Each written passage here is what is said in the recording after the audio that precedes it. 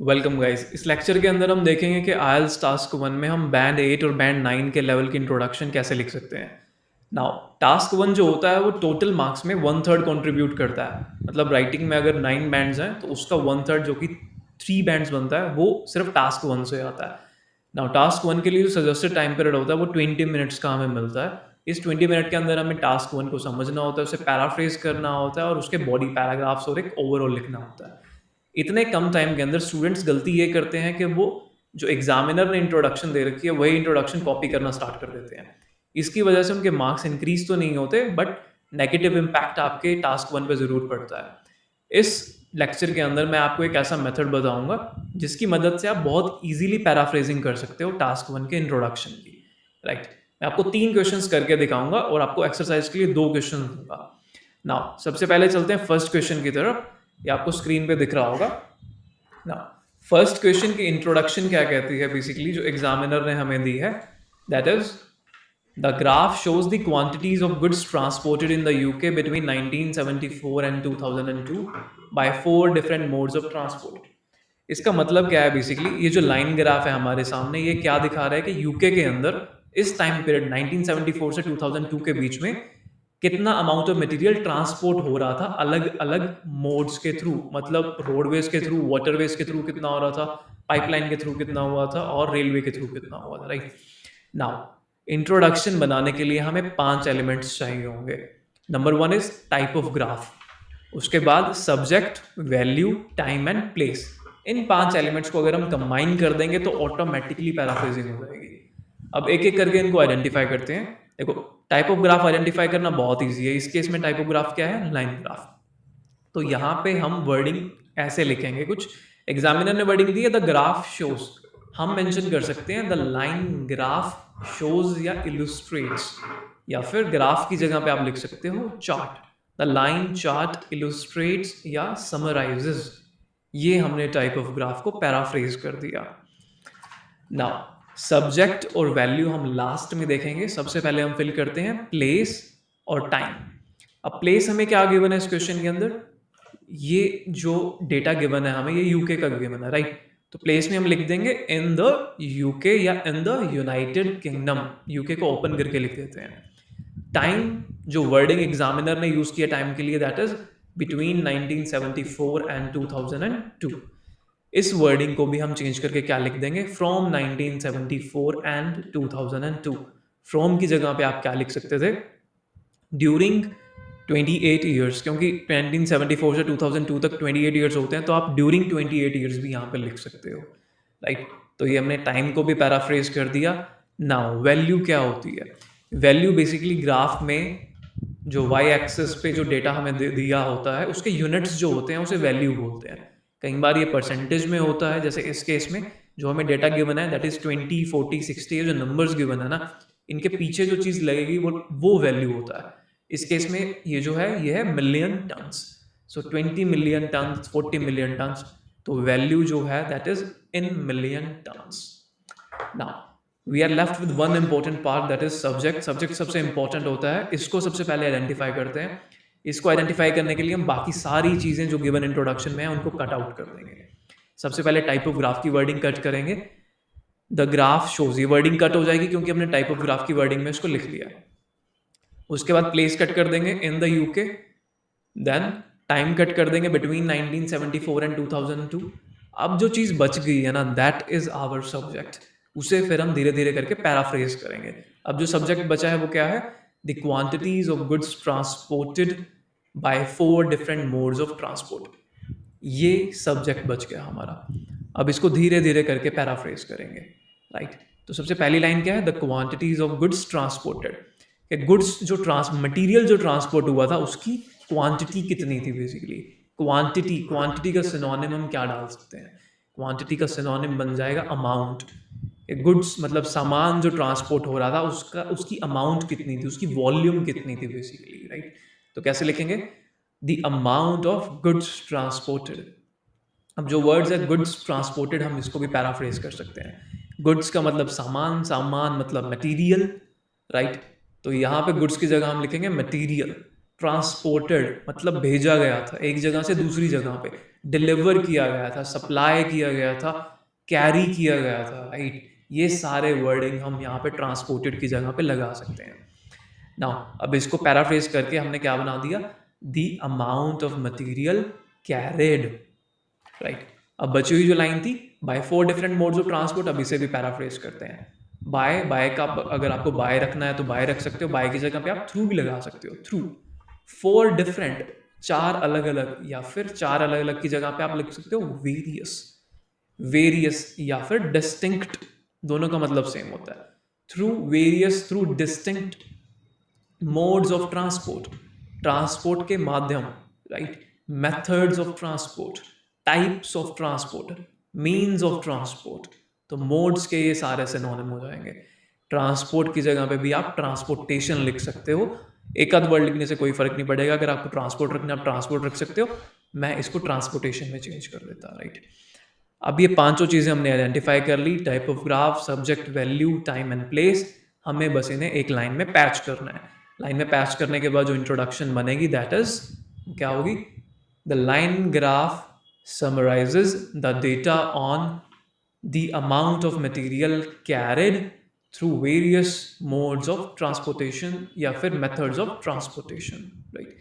ये हमारी 9 मैन की इंट्रोडक्शन बन के तैयार हो गई है।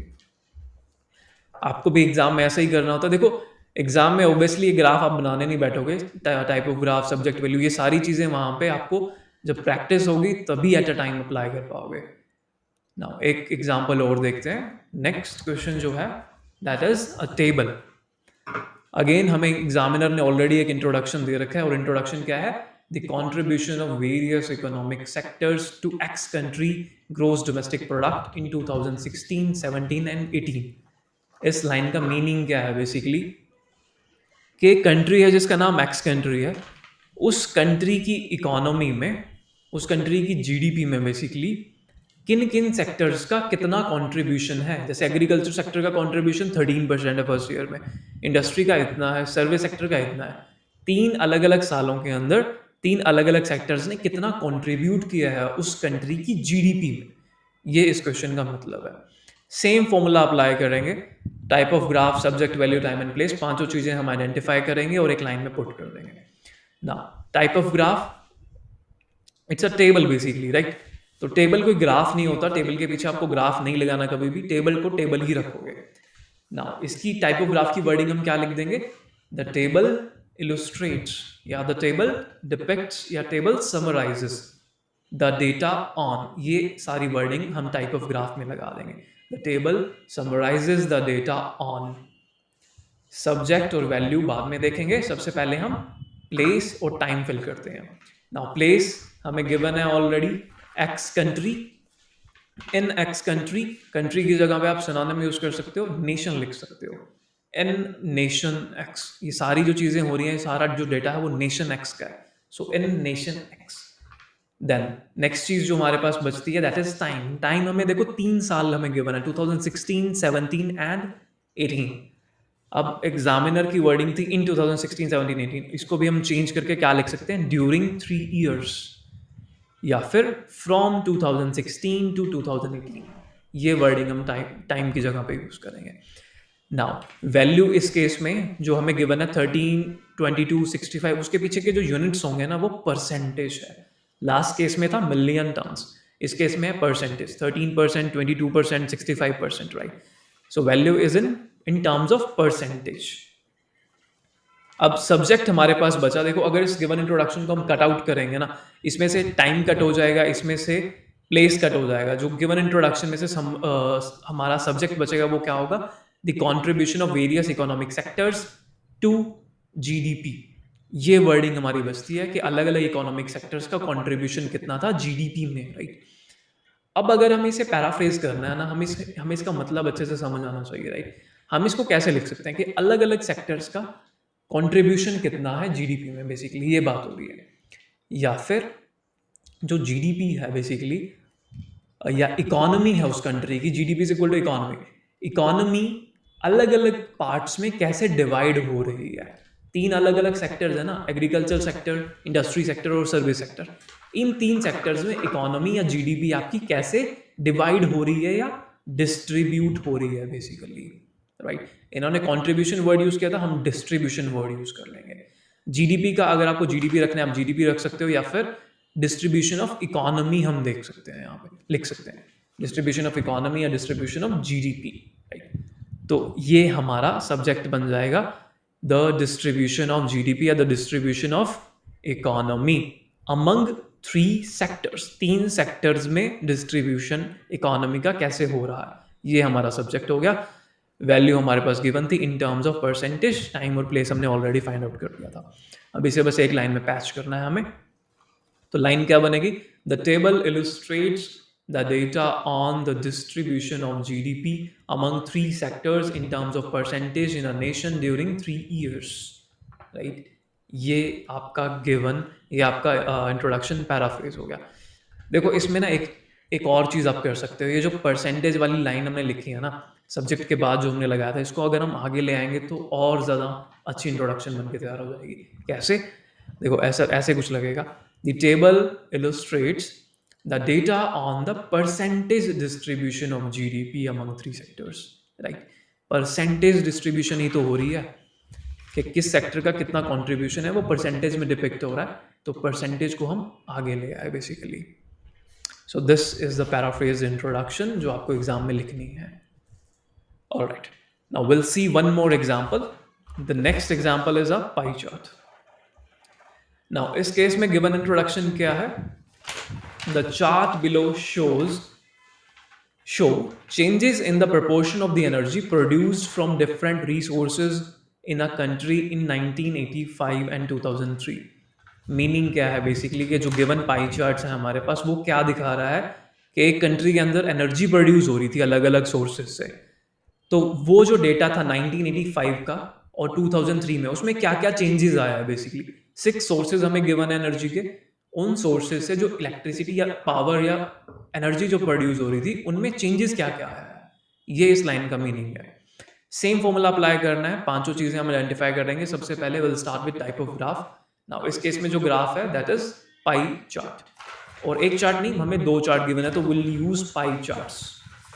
नाउ टाइप ऑफ ग्राफ कैसे पैराफ्रेज हो गया, the given pie charts depict, right, ये हमने चेंज कर दिया, the given pie chart depict the data on, ये हम टाइप ऑफ ग्राफ की पूरी वर्डिंग लिखेंगे। देन सब उसके बाद हम पहले सब्जेक्ट और वैल्यू बाद में लिखेंगे। सबसे पहले हम टाइम और प्लेस लिखते हैं। टाइम हमें गिवन है एग्जामिनर की जो वर्डिंग है इन 1985 एंड 2003, इसको चेंज करके हम लिख सकते हैं ड्यूरिंग 2 years, राइट, या ड्यूरिंग 1985 एंड 2003, ये वर्डिंग हम यूज करेंगे। प्लेस हमें गिवन है अ कंट्री, अ कंट्री की जगह पे इन अ नेशन हम लिख सकते हैं लास्ट केस की तरह, राइट। नाउ अब हमारे पास क्या बचा, वैल्यू। देखो इस केस के अंदर भी परसेंटेज में ही गिवन है, सारा डेटा जो है उसकी यूनिट्स जो है परसेंटेज में गिवन है, 1%, 4%, 22%, राइट। तो वैल्यू इज इन परसेंटेज।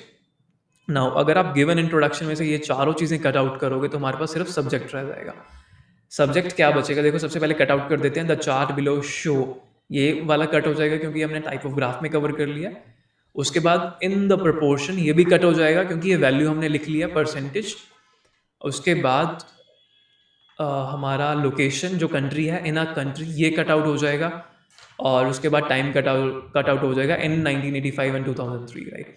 अब हमारे पास क्या बचा basically, changes in the energy produced from different resources, कि अलग अलग रिसोर्सेज से जो एनर्जी प्रोड्यूस हो रही थी उनके अंदर क्या क्या चेंजेस आया है, ये हमारा सब्जेक्ट बचा है। अगेन हमें इसे पैराफ्रेज जरूर करना है। अब देखो पैराफ्रेजिंग कैसे करेंगे, changes in the energy produced from different resources. Changes को अगर आपको लिखना है आप लिख सकते हो, चेंजेस की जगह पे ऑल्टरेशन वर्ड यूज कर सकते हो, या मैं पर्सनली इसको अवॉइड ही कर देता इस वर्ड को, मैं सीधा लिखता एनर्जी का सिनोनिम। एनर्जी का synonym power, right. So the power produced, बनी थी, प्रोड्यूस का synonym generated. So the power generated from different मतलब अलग अलग, various, from various resources, resources की जगह पे लगा देते sources. So the power generated from various sources, ये हमारा सब्जेक्ट हो जाता, राइट। अब अगर हमें इसे पैच करना है, हम लास्ट केस की तरह परसेंटेज आगे लेके आ सकते हैं, राइट? तो कैसे बनेंगे हमारे introduction? The given pie charts depict the data on the percentage of power generated from various sources during 2 years in a nation. या अगर आपको परसेंटेज बाद में लिखना था तो बाद में भी लिख सकते हो. The given pie chart depicts the data on the power generated from various sources in terms of percentage during 2 years in a nation, right? Now this is our paraphrased introduction. आप लोगों को भी सेम मेथड अप्लाई करना है. अगर इस method में आप प्रोफिशिएंट होगे तो एग्जाम में आपको ज़्यादा मेहनत करने की ज़रूरत नहीं पड़ेगी. एक अच्छी पैराफ्रेज इंट्रोडक्शन बहुत जल्दी तैयार हो जाएगी. आपको हार्डली 2 या 3 मिनट ही लगेंगे. ऑलराइट, मैंने आप लोगों के लिए 2 क्वेश्चंस डाल रखे हैं. ये आपको स्क्रीन पे दिख रहे होंगे. दोनों ही बार ग्राफ हैं. ये इनकी इंट्रोडक्शन आपको लिख के मुझे सबमिट करानी है. आप कमेंट बॉक्स में टाइप कर सकते हो या फिर जो नंबर आपके पास डिस्प्ले हो रहा है आप इस पे अपनी इंट्रोडक्शन लिख के भेज सकते हो. इसको मैं पर्सनली चेक करके आपको वापस भेज दूंगा. Alright guys, this is all for the introduction. Next video के अंदर हम देखेंगे कि इन्हीं क्वेश्चन का ओवरऑल कैसे बनाना है. बैंड 8 या बैंड 9 का ओवरऑल स्ट्रक्चर क्या होता है, right? One more thing that I would like to say is, अगर किसी को अपनी राइटिंग इवेल्युएट करानी है या अपनी स्पीकिंग इवेल्युएट करानी है तो आप नीचे दिए हुए नंबर पे कॉल या व्हाट्सएप करके अपना स्लॉट बुक कर सकते हो. Alright guys, best of luck. See you in the next video.